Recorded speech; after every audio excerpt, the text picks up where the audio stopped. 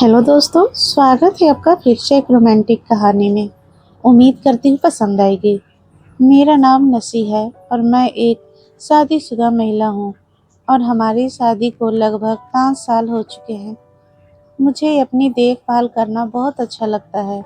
मैं अपने चेहरे, शरीर और मन तीनों की सेहत पर खूब ध्यान रखती हूँ।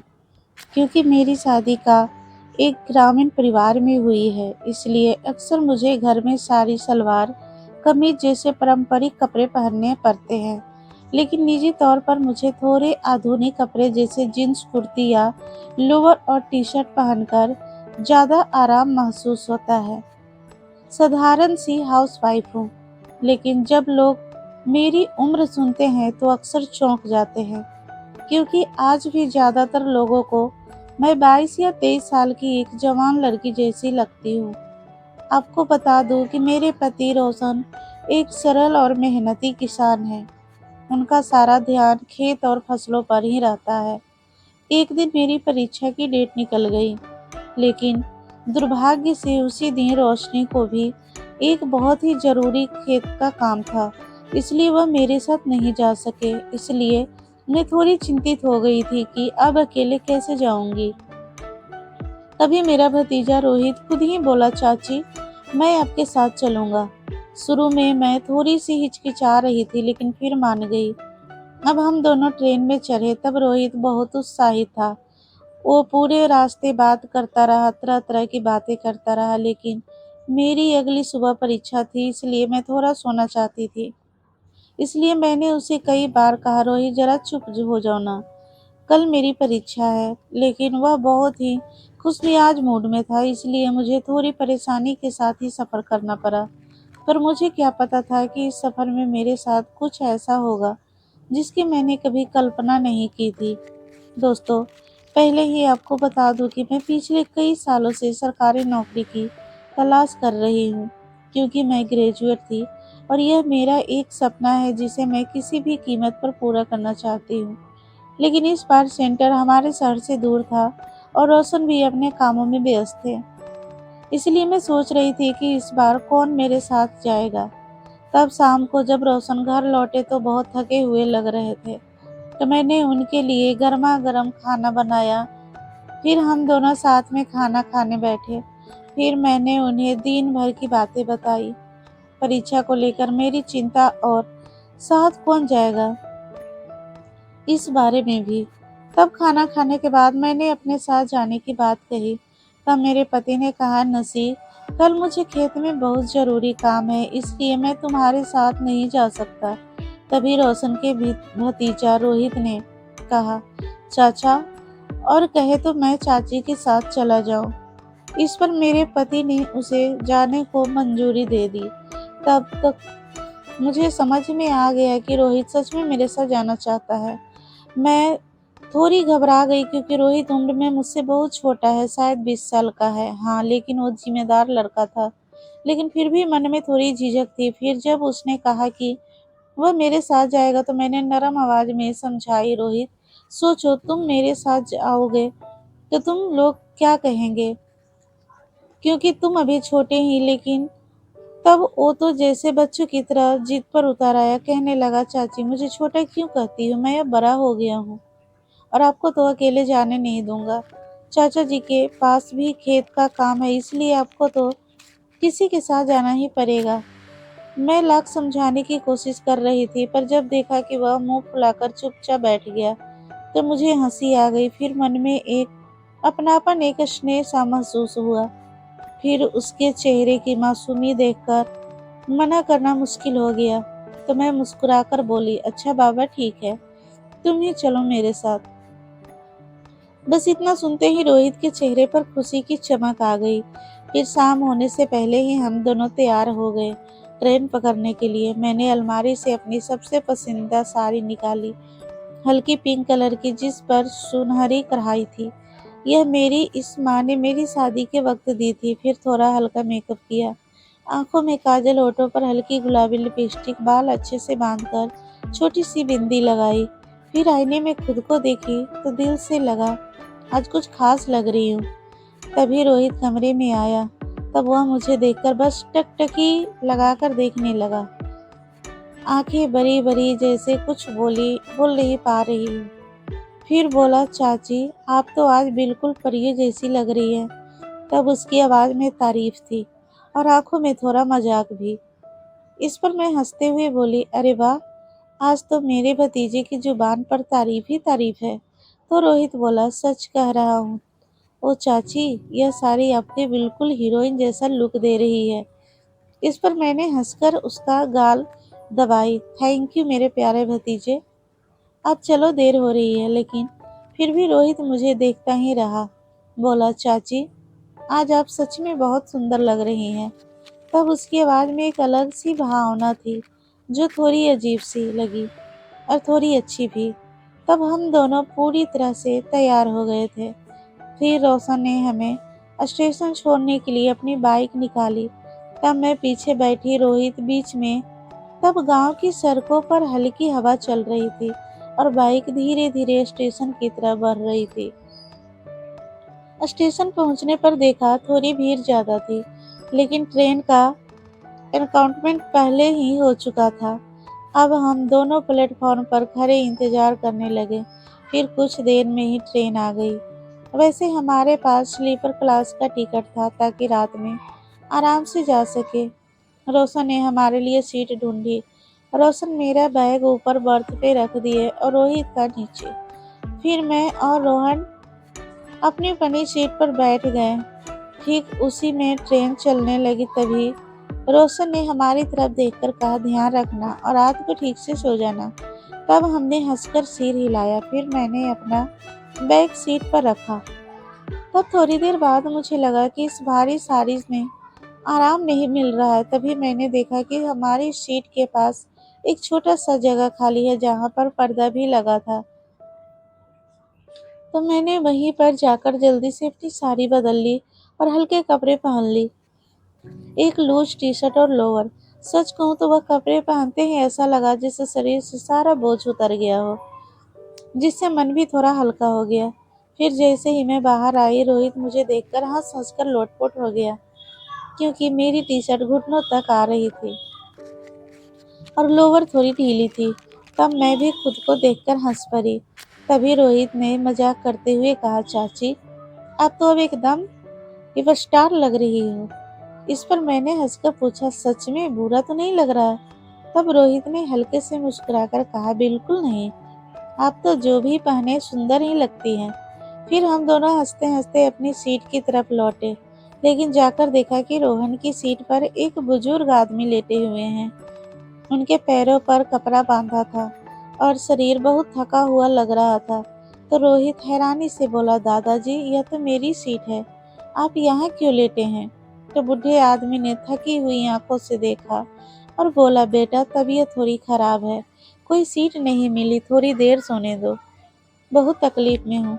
तब उनकी आवाज में दर्द था जिसे सुनकर मैं चुप हो गई। तभी रोहित कुछ कहने जा रहा था, लेकिन मैंने उसके कंधे पर हाथ रखकर कहा, छोड़ो रोहित, उन्हें सोने दो, हम दोनों एक ही सीट पर एडजस्ट कर लेंगे।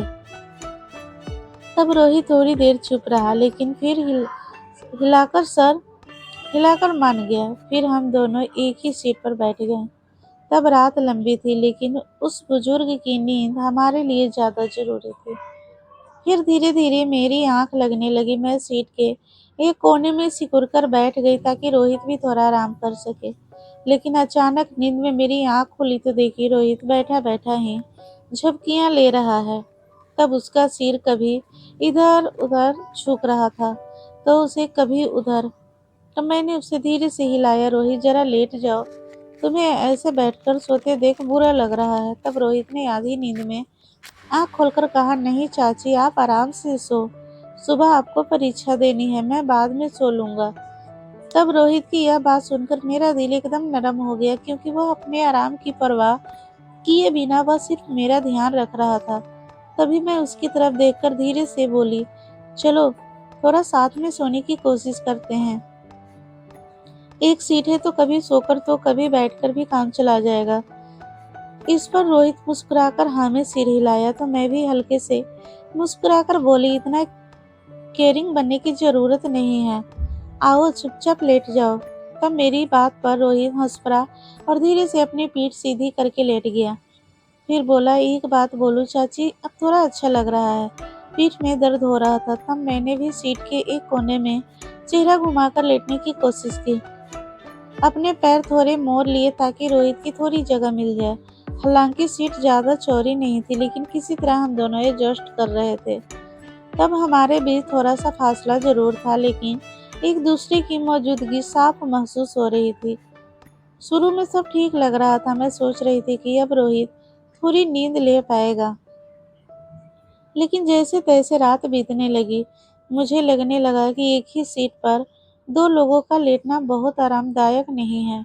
तब मैं खिड़की के बाहर देख रही थी, तभी हल्के से महसूस हुआ कि रोहित का हाथ मेरी बाजू को छू गया। तब वह स्पर्श बहुत हल्का था, लेकिन फिर भी मेरे मन में थोड़ी अजीब सी बेचैनी हुई। तब मैं चुपचाप थोड़ा सिमट कर अलग हो गई। तभी रोहित ने पूछा, क्या हुआ चाची, तबीयत तो ठीक है? इस पर मैंने छोटा सा जवाब दिया, हाँ ठीक हूँ। तब भी मैं खिड़की की ओर मुंह करके बैठी रही, लेकिन मेरा मन बहुत उलझ गया था। तब रात की यह घटनाएं और रोहित का व्यवहार सब कुछ मुझे थोड़ा असहज कर रहा था। तब मन ही मन में चाह रही थी कि यह सफर जल्दी खत्म हो जाए। फिर जैसे तैसे सुबह हुई, लेकिन अच्छी नींद नहीं आई थी। फिर भी सूरज की रोशनी में थोड़ा सुकून महसूस हुआ। जब हमारा स्टेशन आया तो हम दोनों उतर गए। उतरने के बाद रोहित ने पूछा, चाची आपकी परीक्षा सेंटर किस तरफ है? तो मैंने इशारा से दिशा बताई तो वह बोला, चलिए मैं आपको छोड़ देता हूँ। तब परीक्षा केंद्र के बाहर काफी भीड़ थी, तो मैं चुपचाप अपना एडमिट कार्ड निकाली और सेंटर के अंदर चली गई। तब चारों ओर परीक्षार्थियों और अभिभावकों की भीड़ थी, लेकिन अंदर का माहौल शांत था। तो मैं अपनी सीट पर जाकर बैठ गई और परीक्षा शुरू होने का इंतजार करने लगी। तब थोड़ी घबराहट हो रही थी, लेकिन खुद को संभाल लिया।